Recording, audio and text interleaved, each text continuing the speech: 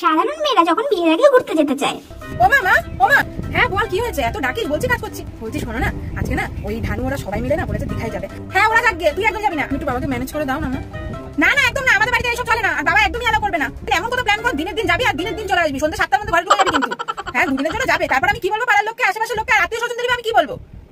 যত সব বিয়ের পর বরের সাথে ঘুরতে যাবে, এখানে এইসব চলবে না।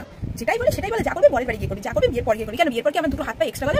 ওখানে গিয়ে বলবে যা করে তো বাপের বাড়ি গিয়ে করো, যা করে তো বাপের বাড়িতে করে আসো, এটাই বলবে। আমি কি করবো? হ্যাঁ সব দিকে, এদিকে গেলেও মনে, ওদিকে গেলেও জ্বালা, যত সব একদম। বড় লোকের মেয়েরা যখন বিয়ের আগে ঘুরতে যেতে চায়।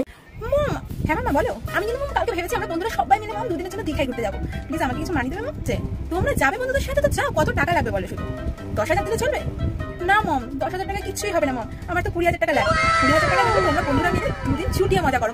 দুদিন যেন আমার মাম্মা সব থেকে হ্যাপি থাকে। ঠিক আছে মাম্মা? ড্রেসগুলো কিন্তু তুমি কিনে দেবে। কি কি লাগবে, ড্রেস কি কি কিনতে হবে সেটা কিন্তু আমাকে জানিয়ে দিও হোয়াটসঅ্যাপ করে। আমি সবকিছু তোমার জন্য অনলাইন থেকে অর্ডার দিয়ে দেবো। Thank you ma'am.